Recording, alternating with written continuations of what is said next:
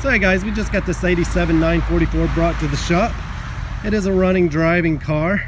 The owner drove it about an hour and a half to get it here, but it's time for belts and rollers among other things. He says that it is leaking a little bit of oil, and when he gets on the accelerator a little bit too hard, it starts to stumble. But overall, other than a few dings and dents, this looks to be a fairly solid car. I'll go ahead and walk you around. There's a few other things that we're going to be looking at as well. You can see here that this mirror is broken, so we're going to be replacing that. I'll go ahead and open the door here. You can see that the interior's not in too bad a shape. The passenger seat is ripped up a little bit, but that's about the only thing in here that I really see that's truly bad off. He also needs me to replace this shifter here. As you can see, there's a lot of slop in it. And here in a moment, I'll go ahead and show you some of the parts that I've already ordered for this car. But for now, I'm going to pop the hood and show you what the engine bay looks like. So you can see it looks pretty good.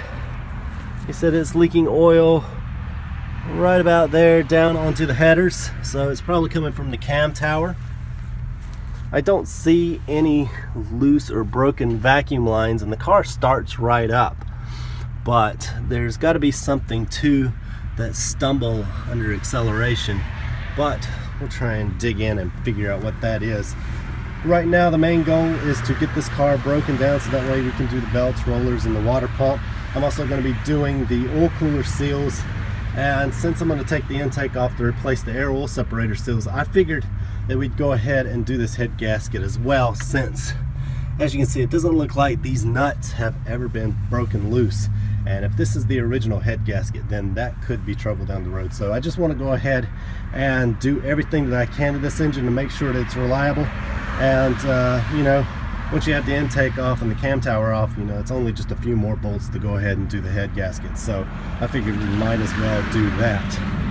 So over here I have a few parts that I've already gotten in for this car. This isn't everything, of course, but this is the first box I received today. You can see that we have the oil cooler seals, and I went ahead and got the head gasket set. We have the air oil separator seals, and these are the new front seals and collars for the engine. So as I mentioned, right now we're just going to get this car broken down and start getting everything apart, so that way we can clean everything up and get it back together. Alright guys, I'm getting ready to fire this thing up for you, let you see it run before we start tearing everything down.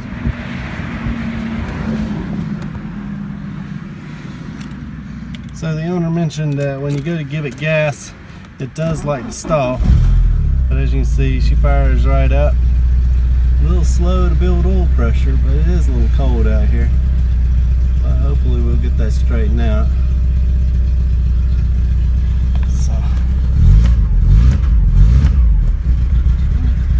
Sound too bad. She didn't try and stall. It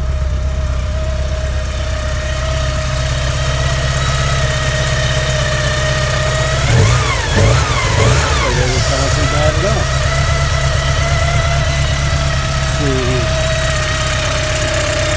I'm not hearing an exhaust leak over here, but I think I do maybe towards the rear.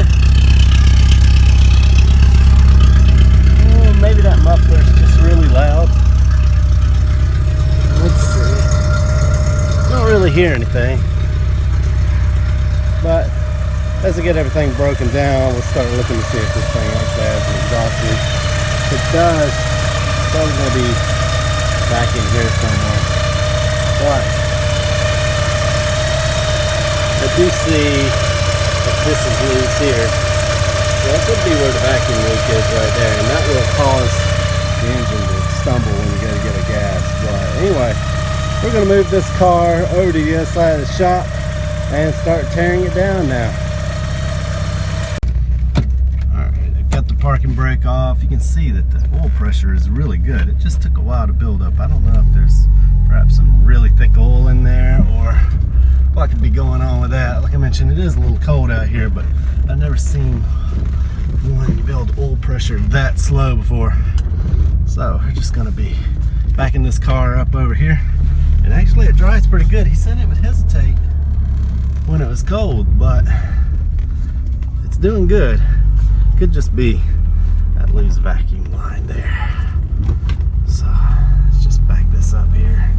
It does sound like it has an exhaust leak, but mine does too, and it's just a really loud aftermarket exhaust on there, so it's hard to say what's going on with that. But I'm just going to park this thing about right there.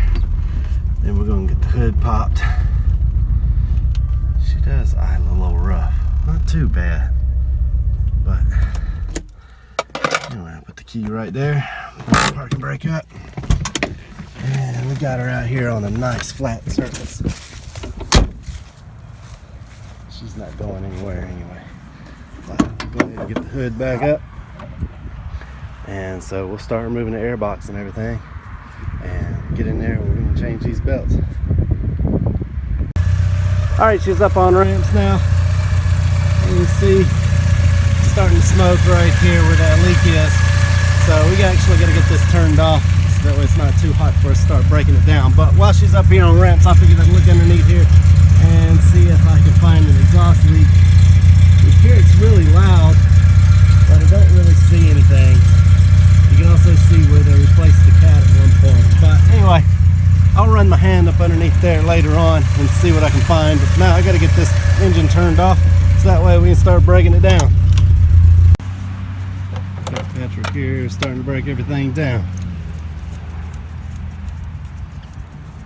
Alright, Patrick's doing a pretty good job of breaking this engine down. See, we've almost got the belts off now. He's underneath there removing the starter and put the flywheel lock on. And once that's done, we'll go ahead and get the crank bolt out.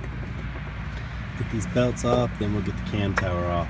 But so far, moving right along.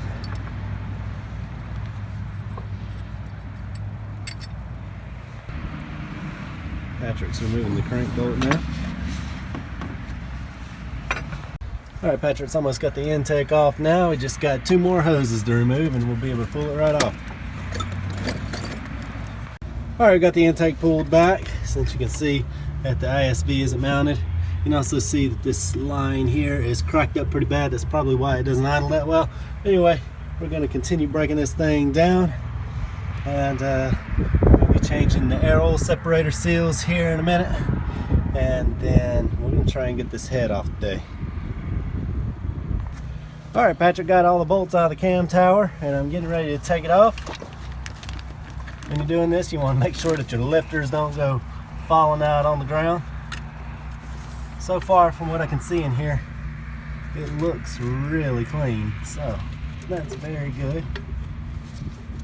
So Patrick got the cam tower off, and I'll give you guys a quick look inside here. You can see that someone has put a wad of JB weld in here, perhaps stopped the leak, but the leak appears to have been right here. But you can't really get to that with the timing belt on, so I guess they just glopped on a bunch of stuff here and hope for the best. But anyway, I'll take you down here and show you the cam tower. You can see that there's even more of this JB weld type stuff here. Not sure exactly what it is, but you can see that the gasket stayed intact up there, and this section here must have just broke out and went out on the ground somewhere a long time ago. But anyway, now that we got that done, we're going to start removing the headers. Once we get those off, we might just pop this head off today. Alright, Patrick's already got the headers free over here, and so he's getting ready to take this head off. Alright, he's got all the nuts off. Let's see if I can help him out here. Alright, he's got something tangled up over here. Help him with that. There we go. I think that'll just about do it. The head gasket came off with it. So let me show you guys this first. Looks good. From what I can see, the cylinders look pretty good. Alright, Patrick's getting ready to remove the water pump now.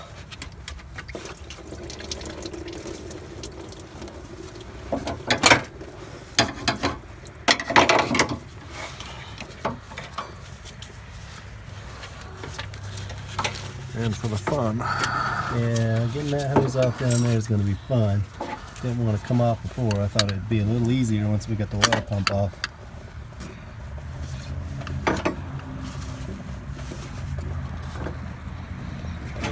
it down in there for him. There it goes. Sometimes you can just wiggle it out from there. I think it corroded to it. Yep, it sure did.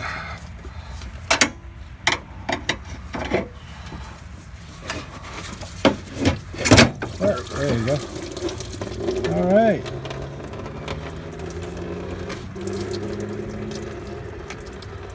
That is a water pump now. Take a look here at the block. Bolts came out nice and smooth. So, I guess the next thing we'll do is get the oil cooler removed. Alright, we got the water pump off and we're just now getting around to take the intake off since it wasn't in our way. And as you can see, pull on the hose there, Patrick. That wasn't even tightened down in the least. You can probably pull it off there, can't you? Yeah. Yep. So, there you go. We'll be replacing that. That one just broke into pieces. So, anyway, we'll get those hoses replaced and make sure they're tightened down. That's probably why this car didn't idle all that great. It's been a busy day out here at the shop. We got this 87 944 broken down. You can see we've got the head off. We still need to remove the air oil separator, but we've got the water pump and the oil cooler out. So the next thing we need to do is take the balance shaft caps off here and this one down here and remove the air oil separator, and then we'll get that all resealed and put back in. But for now, we've got everything broken down as far as we can go tonight. It's getting pretty late, but it won't take very much to finish breaking this down and start going from there. Alright, so Patrick got the engine tore down last night. As you can see, he's got the head, water pump, and oil cooler off. We also have removed the air oil separator. About the only thing left to do today is to get the lower balance shaft cap off, and then we can start cleaning this up so we can put it back together. A lot of times people will ask why I only wipe these engines down rather than detail them.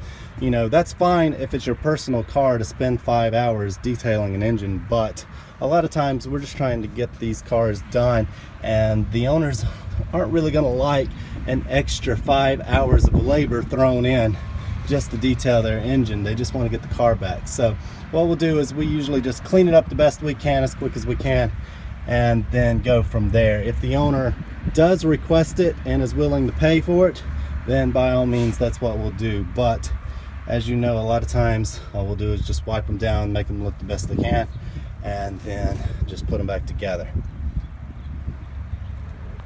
I now have the lower balance shaft cap off and everything wiped down, so next I'll start putting everything back together. I've got all my new seals here, so I'm going to go ahead and start throwing this thing back together.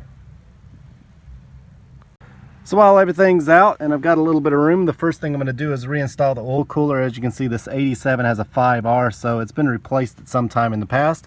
But fortunately, I have another 6R housing here to replace it with, so that way we can get this done right. I got the oil cooler and the front main seals installed last night, so today I'm going to drop this head off at the machine shop. The machine shop called and said they had found some broken valve springs, so I went ahead and brought them another head.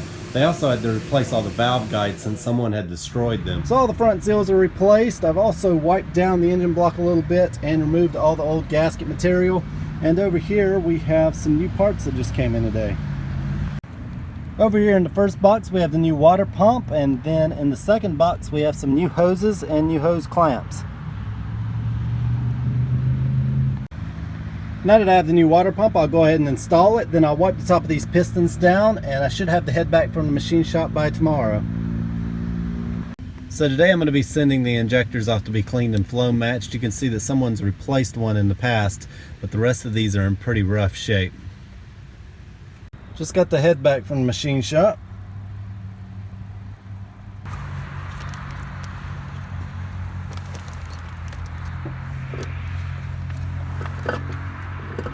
Alright, we got the head back from the machine shop. Patrick's installing it now.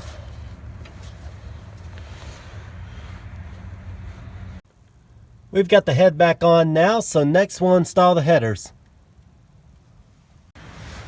Patrick's putting the headers back on now.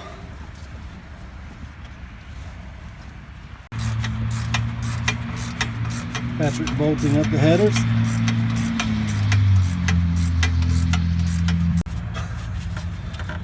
Patrick reinstalling the cam tower now.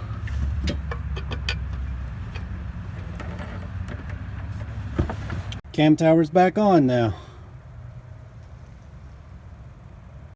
Last night we got the head and the cam tower reinstalled, and when this car came in, the owner mentioned that the heat was stuck on. So before I put the oil filler net back on, I'm going to be checking out this heater control valve here. It doesn't seem to be holding any vacuum, so it could have a ruptured diaphragm. I now have the heater control valve off, and while I wait for the new one to arrive, I figured I'd go ahead and install the new coolant hoses. The owner mentioned something about driving this car cross country, and you don't want to do that with old coolant hoses. So I've got the new hoses in for the most part. You can see I also replaced the two clamps here. I'm still waiting to get this hose and its clamps in, and this upper clamp here hasn't come in, but the lower one's in. So anyway, like I said, the hoses are in for the most part, and as soon as those parts come in, I'll get those on. And you can see here the condition that the lower hose was in. Had I not pulled it, then you can imagine that could have been a problem down the road. But anyway, for now, I need to go ahead and get the cam apart so that way I can replace the seals. And I also have some new mounts for the ISV. You can see one's broken off completely, while the other one's still good, but it's old and brittle, so we'll just go ahead and replace it with these. So if you remember when this car came in, the ISV was just laying here, and now I've got it all mounted up. I also have the front off the cam tower here, so I'm gonna get everything cleaned up and resealed. I've got the new seals here, so I'll go ahead and start reassembling everything. Alright, so I've got everything sealed up and back together now, and despite ordering all the parts the same day, only half of them arrived, so for the time being, there's not really much else I can do until the rest of those parts arrive. The other night I got the cam tower sealed up and replaced the mounts on the ISV. Today the injectors came in, and I also got another box of parts. As you can see, most of these are clamps, but there are a few hoses as well. I'm going to try and get everything on today that I can. I'm going to be replacing this hose with this new one here, and also replacing these clamps. Then I'm going to try and clean with the belt cover and get the belts on. So here recently I've been live streaming on Facebook where I answer questions and try and show some of the work that I'm doing in detail. Here I am installing the timing belt after getting the vacuum lines on. If you'd like to see some of these live streams, I'll leave a link to my Facebook page below. So I went through and replaced all the broken vacuum lines and the clamps. I also replaced all the radiator hoses and their clamps as well. So everything's good to go as far as that's concerned. I also have the timing belt on now. I'm getting ready to install the balance shaft belt, and as you can see, this upper one has a new sprocket since the old one was damaged. But as soon as I get the balance shaft put on there, then I can put the belt cover on. And then what I want to focus on is getting the intake on. So what was holding me up was the old heater control valve had a broken diaphragm and wasn't holding vacuum. So I went down to Georgia the other day and had to pick up a few parts. While I was down there, I got a good used one. This one is tested and working perfectly, so I'm going to try and get that on this evening so that way I can get the air oil separator on. I also need to fix these grounds. As you can see, they're grounded right there at the speed and reference sensor bracket instead of on the block. So we'll get that sorted out, and then once all that's done, we'll be able to put the intake back on. I've got everything put back together now, and if you look down in here, you can see that everything's properly grounded using new nuts and bolts. Back here, I've got the replacement heater control valve installed along with this pipe that connects to the head. Here I'm using some tighter fittings on the vacuum lines because, as you know, if they ever pop off, you have to pretty much take the intake off to get them back on. However, these are very snug and you almost have to pry them off, so that's why I'm using them. And then over here I've got the oil filler neck on and all the hoses. So the only thing left to do is get the intake on. I've got the intake here and everything's cleaned up. One thing you want to do before you put the intake back on is just listen for a click here. If you don't hear that click, then what you want to do is turn this over and adjust this switch that's on the bottom here, and you want to make sure that you do that before you put the intake on. and that's going to save you a lot of trouble down the road. You can see that I've also got all the gasket material off here. So only thing I got to do is put the gaskets on here, and then I can install the intake. You can see I've got the brand new gaskets here. Someone had asked me a while back during a live stream if it was true that you flip one of the gaskets upside down, and that's true. It is this one here on the first intake runner, and as I get this off, I'll shoot another video and I'll show you guys exactly how it's done, and we can get this intake on tonight.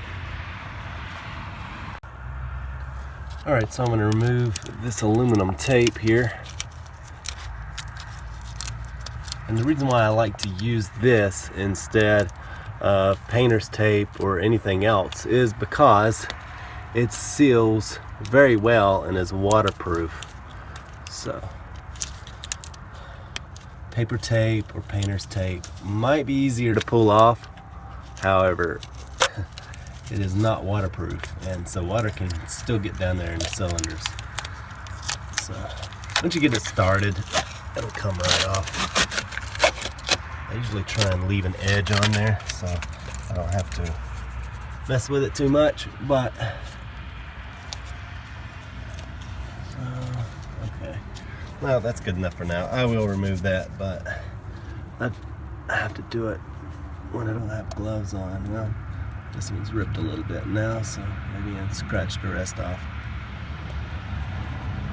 Okay, so I don't want to get any of that down in there, and like I said, I usually have it set up so I can just go ahead and then pull it off in one go. But anyway, here are the gaskets. You can see that they always go with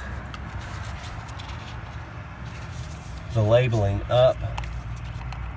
However, in this case, there is one that goes upside down, and you can see that it is this one here for cylinder number 1.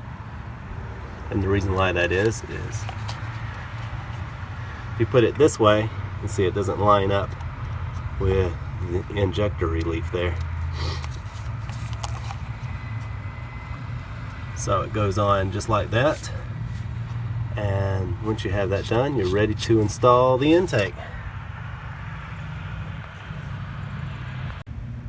Alright, I got the intake on now. The next thing I'll do is install the injectors, and I'll finish tightening up this balance shaft belt, and it'll almost be time to start this thing up.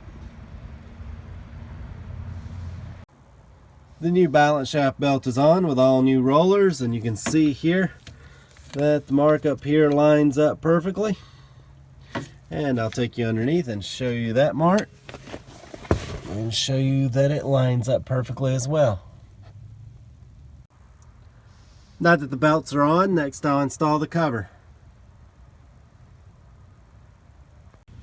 So next I'll be installing the injectors. You can see here that I sent them off to be rebuilt. Once I get those on, that's just about going to do it for the night. I got the fuel injectors and the fuel rail in last night. I also got the belt covers on, so today I'm going to clean this engine up and get the air box put in. I've got the engine bay cleaned up now, and it looks much better. We've come a long way on this car from when it came in. You can see we've got all the vacuum lines replaced now, and we also have some brand new hoses with brand new clamps. So this thing should run like a dream. Next thing I'm going to do is clean up the air box and the J-boot over here and get those installed. I've got the air box cleaned up now. I'm going to be replacing these clamps, the air filter, and any hardware that may be missing.